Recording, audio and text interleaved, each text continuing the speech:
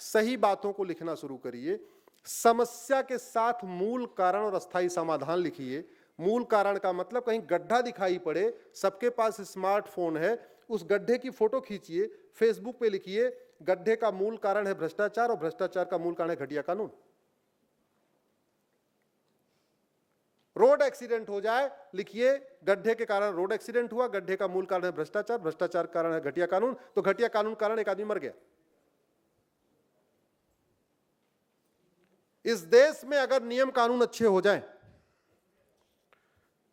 तो लोगों के जीवन में शांति आ जाएगी। आज कोई किसी को कुछ भी बोल देता है, कोई फर्क ही नहीं पड़ता। कुछ भी क्राइम कर देता, कोई फर्क ही नहीं पड़ता। क्राइम आज करता है, सजा उसको 50 साल के बाद मिलती, तब तो लोग भूल जाते हैं। आखिर जो समस्या भारत में है, अगर वो सिंगापुर में नहीं है तो इसका मतलब समस्या लाइलाज तो नहीं है ना? क्यों?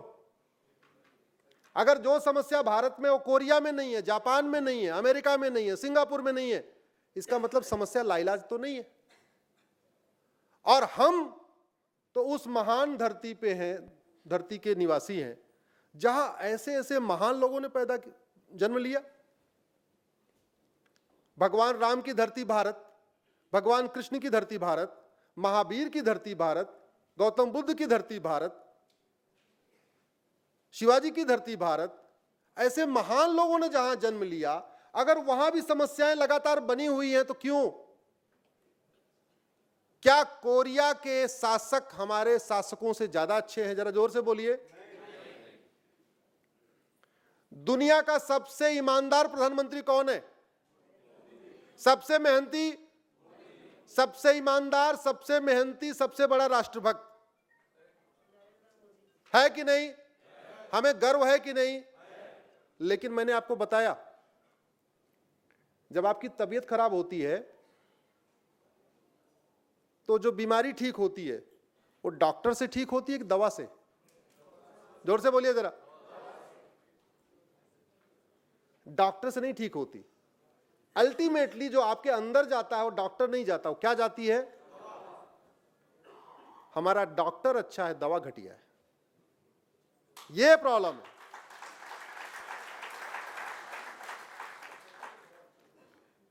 मिस्त्री कितना ही अच्छा हो, जब तक उसकी कन्नी वसूली, यूपी के लोग कन्नी वसूली समझते होंगे, पता नहीं यहां के लोग समझते ही नहीं, जब तक वो ठीक नहीं होगी अच्छी दीवार नहीं बनेगी। ड्राइवर कितना ही अच्छा हो, जब तक गाड़ी अच्छी नहीं होगी यात्रा सुरक्षित नहीं होगी। मिस्त्री कितना ही अच्छा हो, बिल्डिंग मटेरियल जब तक अच्छा नहीं होगा तब तक अच्छा घर नहीं बनेगा। ऐसे ही शासक कितना ही अच्छा हो, जब तक नियम कानून अच्छा नहीं होगा तब तक न घूसखोरी कम होगी, न जमाखोरी कम होगी, न मिलावटखोरी कम होगी, न कालाबाजारी कम होगी, न नशा तस्करी कम होगी, न मानव तस्करी कम होगी, न सोना तस्करी कम होगी, न नक्सलवाद कम होगा, न माओवाद कम होगा, न कट्टरवाद कम होगा, न मजहबी उन्माद कम होगा, न जिहाद कम होगा, न धर्मांतरण कम होगा, कुछ भी कम नहीं होगा। आखिर भारत में ही धर्मांतरण क्यों हो रहा है, कोरिया में क्यों नहीं हो रहा है? भारत के धर्म गुरुओं को इतनी हिम्मत है कि जाके अमेरिका में किसी को कन्वर्ट करा दे? जोर से बोलिए जरा। वीजा नहीं मिलेगा, जाना छोड़ दीजिए, वहां पहुंचना छोड़ दीजिए, वीजा ही नहीं मिलता। हमने ऐसा कौन सा वीजा सिस्टम बनाया हुआ है कि पूरी दुनिया की मिशनरी भारत में चले आ रहे हैं और उतरते हैं दिल्ली पहुंच जाते हैं झबुआ? मैंने शुरुआत में कहा था अगले 1 घंटे का संवाद हमें महाभारत से सीख के करना होगा। ऐसा हमारा कौन सा वीजा सिस्टम है कि जो मांगता उसी को वीजा मिल जाता? अभी हम लोगों को वीजा लेना हो अमेरिका को, शायद इसमें से आधे लोगों को वीजा मिलेगा ही नहीं, कैंसिल हो जाएगा। ऐसा हमारा कौन सा सिस्टम है? खाड़ी देशों वाले भी चले आ रहे हैं, यूरोप वाले भी चले आ रहे हैं, अमेरिका वाले भी चले आ रहे हैं, सब चले आ रहे हैं और पूरे देश के आदिवासी एरिया में घूम जा रहे, घुस जा रहे, जाके धर्मांतरण करा रहे। ये धर्मांतरण हमारे लिए बहुत बड़ा खतरा है और इस खतरे को तब मैंने और जब समझा, मैंने एक पीआईएल फाइल किया धर्मांतरण के खिलाफ केंद्रीय कानून बनाने की। जो लोग सोशल मीडिया में हैं, हमसे जुड़े होंगे, शायद देखा पता भी होगा। मैंने एक पीआईएल फाइल किया कि भाई धर्मांतरण पूरे देश की समस्या है, पूरे देश में धर्मांतरण हो रहा है, इसलिए ये राज्यों वाला कानून काम नहीं करेगा, क्योंकि हो क्या रहा है, योगी जी ने कानून बना दिया धर्मांतरण का, वो यूपी में लागू हो गया, खट्टर जी ने बना दिया, हरियाणा में लागू हो गया, लेकिन दिल्ली में कानून नहीं है। तो बॉर्डर मिला हुआ है, सड़क के उस तरफ यूपी, सड़क के इस तरफ दिल्ली, तो जो पहले उस तरफ कन्वर्ट करते थे इधर आ जाते हो, वो दिल्ली में जाकर कन्वर्ट कर लेते हैं। मतलब अगर गए होंगे आप, जो गुरुग्राम है वो हरियाणा में पड़ता है और जो दिल्ली का एयरपोर्ट है वो दिल्ली में है, तो आप गुरुग्राम में कन्वर्जन नहीं करा सकते, एयरपोर्ट पे आके महिपालपुर में कन्वर्ट करा सकते। नोएडा में आप कन्वर्ट नहीं करा सकते, कानून में आपके खिलाफ एफआईआर हो जाएगा। नोएडा रोड क्रॉस करके मयूर विहार चले जाओ, कन्वर्ट करा सकते हो। मैंने पीएल फाइल किया कि चूंकि कन्वर्जन राष्ट्रीय समस्या है, इसलिए इसके लिए राष्ट्रीय स्तर पर कानून होना चाहिए। समस्या राष्ट्रीय, इसलिए समाधान भी इसका संसद में निकलना चाहिए। सुप्रीम कोर्ट ने बाकायदा नोटिस भी इशू कर दिया, मैटर चल भी रहा था, बढ़िया चल रहा था। 8 याचिकाएं फाइल हुई मेरी पीआईएल का विरोध करने के लिए, 8। बाद में 2 और फाइल हुई, अभी 10 याचिकाएं आई हैं सुप्रीम कोर्ट में मेरी पीआईएल का विरोध करने के लिए। 10 याचिकाओं में देश के सुप्रीम कोर्ट के बड़े सीनियर एडवोकेट्स, हमारे यहां वकील मित्र बैठे हैं, वो इशारे में समझ गए होंगे कि मैं किसकी बात कर रहा हूं। ऐसे ऐसे वकील अपीयर हो रहे हैं जो कोई भूतपूर्व कानून मंत्री है, कोई भूतपूर्व वित्त मंत्री है, कोई भूतपूर्व शिक्षा मंत्री है, और वो कह रहे हैं कि इनकी याचिका खारिज कर दीजिए। मैंने कहा कन्वर्जन नहीं हो रहा है क्या? अरे कन्वर्जन के कारण तो सिख पंथ बना, इससे बड़ा एग्जाम्पल कोई चाहिए? कन्वर्जन भारत में हुआ कि नहीं हुआ? सिख पंथ की स्थापना हुई थी कन्वर्जन रोकने के लिए। कन्वर्जन के कारण तो शिवाजी महाराज, संभाजी महाराज ने इतना युद्ध लड़ा, कन्वर्जन से रोकने के लिए तो लड़े थे। इस देश में कन्वर्जन एक कड़वी सच्चाई है, पहले भी हो रही थी, आज भी हो रहा है, पहले भी हो रहा था, आज भी हो रहा है। लेकिन 10 वकील खड़े होकर दलील दे रहे हैं कि नहीं, इनकी याचिका खारिज कर दो, मेंटेनेबल नहीं है, फला नहीं है, फला नहीं है, फला नहीं है। और उन 10 वकीलों की फीस अगर जोड़ लीजिए तो एक डेट में उनकी फीस 1.5 करोड़ रुपए होती है। वो 10 वकील खड़े होते हैं, उसमें से कुछ 10 लाख रुपए लेते हैं एक बार खड़े होने का, कुछ तो 25 लाख भी लेते हैं। तो ये 10 वकील, अब आप सोचो कितना पैसा आ रहा है भारत में कन्वर्ट कराने के लिए कि वो एक डेट पे 1.5 करोड़ रुपए वकीलों पे खर्च कर रहे हैं कि कैसे करके अश्विनी उपाध्याय की पीएल खारिज करा दो। इतना बड़ा रैकेट है। मैं कह रहा हूं जागो भैया जागो। अगर आपको आसपास खतरा नजर नहीं आ रहा है तो थोड़ा दूर देखो।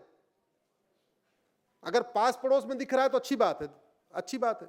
नहीं दिख रहा, थोड़ा दूर देखो, जिले के बाहर देखो, राज्य के बाहर जाके देखो, खतरा है।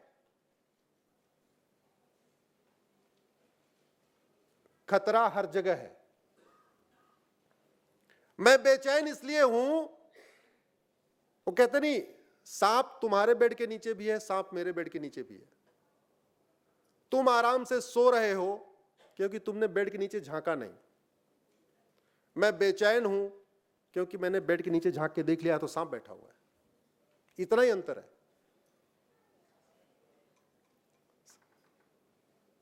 इस देश में गरीबी की खूब बात होती है, बेरोजगारी की खूब बात होती है, कुपोषण की खूब बात होती है। हमारे पास दुनिया की केवल 2% जमीन है। कितनी? भाई बोर तो नहीं हो रहे हो ना? आवाज कैसे कम हो गई? पानी वानी नहीं है क्या पीछे? हमारे पास दुनिया की केवल 2% जमीन है।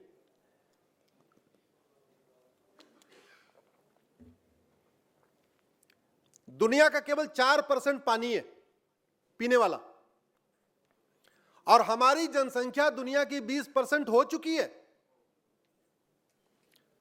2% जमीन पे दुनिया के 20% लोग रहते हैं।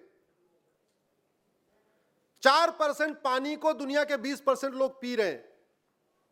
आने वाले टाइम में पानी की क्राइसिस आएगी कि नहीं आएगी? और आ गई होगी। आपके मुंबई में भी आ गई होगी। साफ पीने लायक पानी की क्राइसिस आ गई कि नहीं? अगर आप समस्याओं की जड़ में जाके देखो, मैं कुछ समस्या बोलता हूं, उसके पीछे आप जनसंख्या विस्फोट अगर आपको लगे तो आप बोलिए। एयर पोल्यूशन का रूट काज, जोर से बोलिए जरा। वाटर पोल्यूशन का रूट काज गरीबी, बेरोजगारी, कुपोषण, प्रदूषण, अपराध, झपटमारी। अरे जब 50% समस्याओं का रूट काज जनसंख्या विस्फोट है, संविधान कहता है जनसंख्या नियंत्रण कानून होना चाहिए, तो हमारी पिछली सरकारों ने इस पे काम क्यों नहीं किया? हम 1947 में आजाद हुए, आज तक हम सोच रहे हैं, अब तो हालांकि प्रोसेस शुरू हुआ है, पार्लियामेंट में बिल वगैरह भी पेश हुआ है, चर्चा भी चल रही है, आशा करता हूं 2023 में शायद बन भी जाएगा, ऐसा मुझे आशा है कि शायद इस साल जनसंख्या नियंत्रण कानून आएगा। आशा इसलिए करता हूं कि मैं सरकारी प्रवक्ता नहीं हूं ना, मैं तो बस महक थोड़ी महक बता रहा हूं, महक के आधार पर बता रहा हूं कि हाँ किचन में क्या पक रहा है बाहर से बैठ के। जब मैंने पीआईएल फाइल किया जनसंख्या नियंत्रण कानून होना चाहिए, तो उसका भी विरोध करने आ गए लोग सुप्रीम कोर्ट में, उसका भी विरोध करने आ गए कि मतलब गरीबी की बात करेंगे, बेरोजगारी की बात करेंगे, कुपोषण की बात करेंगे, प्रदूषण की बात करेंगे, सड़क में भीड़ की बात करेंगे, रेल में भीड़ की बात करेंगे, जाम की बात करेंगे, सब बात करेंगे, लेकिन कभी यह नहीं कहेंगे भाई सरकार को जनसंख्या नियंत्रण कानून बनाना चाहिए। और जब जनसंख्या विस्फोट राष्ट्रीय समस्या है, तो सारे पॉलिटिकल पार्टियों को एक साथ होकर कहना चाहिए कि जनसंख्या नियंत्रण कानून बनना चाहिए। यह भाजपा की ठेकेदारी क्यों? राष्ट्रहित का काम तो सबको करना चाहिए ना। संसद में केवल बीजेपी के ही सांसद जनसंख्या नियंत्रण की बात क्यों करते हैं, बाकी क्यों नहीं कर रहे? इसलिए नहीं करते हैं, उनको पता ये सब जातियों में बटे हुए लोग हैं, उनको पता ये जाति के आधार पर बटे हुए, भाषा के आधार पर बटे हुए, 5 किलो चावल पे बिकने वाले लोग हैं, 5 किलो आटे में बिकने वाले लोग हैं। इनको बस वास्तव में गरीबी न खत्म करने का मूल कारण यही है, क्योंकि गरीबी जितना ज्यादा होती है राजनीति उतनी आसान होती है। ध्यान से समझिए, जितना ज्यादा गरीबी होगी नेताओं का जीवन उतना आसान चलेगा। बहन जी भी हैं लेकिन वो ईमानदार नेता, इसलिए उनके सामने कह रहा हूं। वो ईमानदार हैं इसलिए उनको थोड़ी कड़वी बात, फिर भी उनको लग रहा होगा बात तो सही कह रहे हैं, अंदर से ही कह रहे हैं, ठीक कह रहे हैं। क्यों जानते हैं? क्योंकि जब गरीबी खत्म हो जाएगी तो आप वोट देने से पहले पूछोगे अच्छा आपने ये किया कि नहीं, ये किया कि नहीं। जिस दिन गरीबी खत्म हो जाए, शिक्षा खत्म हो जाए, उससे वोट लेना बड़ा मुश्किल हो जाएगा। आपके पास आएंगे तो आप पूछो अच्छा भाई 5 साल में क्या किया आपने, आपने ये नहीं किया, वो नहीं किया, फला नहीं किया, फला नहीं किया। गरीबी रहेगी तो हम जैसे ही कहेंगे आपको 5 किलो चावल मिलेगा, आप खुश। और ऑफर बहुत बढ़िया कि अगर घर में 2 बच्चे हैं तो 10 किलो मिलेगा, 4 बच्चे हैं तो 20 किलो मिलेगा, और 10 बच्चे हैं तो 50 किलो मिलेगा। तो गवर्नमेंट क्या कह रही है, तुम जनसंख्या बढ़ाओ, हम तुम्हें चावल देंगे।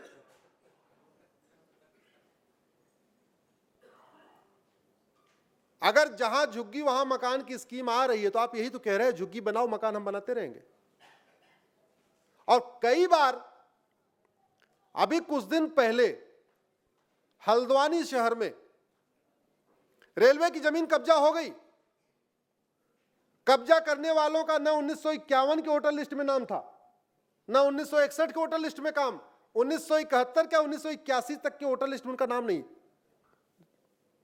ऑल ऑफ सडन पूरी हल्द्वानी वहां कैप्चर हो गई। 50-60 लोग आ गए वहां पे, कुछ लोग कहते हैं 60 लाख, कुछ कहते हैं 70 लाख, जो भी है, इतने लोग आ गए। 10 साल मुकदमा चलने के बाद हाई कोर्ट ने बोला हाँ जी खारिज कराओ, खाली करो इनको, खाली कराओ। और बना रहे हमारा सुप्रीम कोर्ट कि जब मामला सुप्रीम कोर्ट में गया तो बोला नहीं आप मानवीय तरीके से इनको हैंडल करो, इनको भाई देखो इनको क्या करना है। अब आप ये बताओ, ये सुप्रीम कोर्ट इलीगल इंक्रोचमेंट को बढ़ावा दे रहा है या कंट्रोल करवा रहा है? जोर से बोलिए जरा। 10 साल मुकदमा चल चुका है, सारे एविडेंस हो चुके हैं, गवाहों के बयान हो चुके हैं, सब कुछ हो रहा है। बाकी देशों में हर मैटर सुप्रीम कोर्ट नहीं जाता, हमारे यहां तो किराएदारी से लेके इलीगल इंक्रोचमेंट सब कुछ district court, high court, supreme court तक जाता है। अरे सुप्रीम कोर्ट देश की सर्वोच्च अदालत है, आप संविधान का इंटरप्रिटेशन करिए, कॉन्स्टिट्यूशन का इंटरप्रिटेशन करिए, जो बड़े इंपॉर्टेंट कॉन्स्टिट्यूशनल इशू हैं उनको डिसाइड करिए। आप कॉन्स्टिट्यूशन में जो 20% प्रावधानों पे चर्चा नहीं हुई उसको सोचिए। आप सरकार को कहिए कि तुम्हारा एंटी करप्शन कानून बहुत खराब है, अमेरिका वाला अच्छा है, उसको ले आओ। आप वो नहीं कर रहे हो। आप अच्छा इलीगल, अच्छा कोई बात नहीं, रेंट वाला इशू आया, ठीक है हम इसको भी देखेंगे, इलीगल इंक्रोचमेंट हम इसको भी देखेंगे। तो फिर महत्वपूर्ण इशू आप कब देखोगे भाई?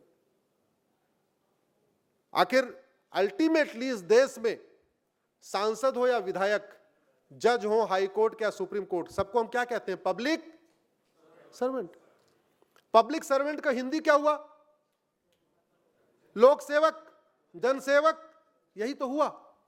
तो इसका मतलब आप लोगों ने तय किया कि ये 5 लोग पब्लिक सर्वेंट हैं।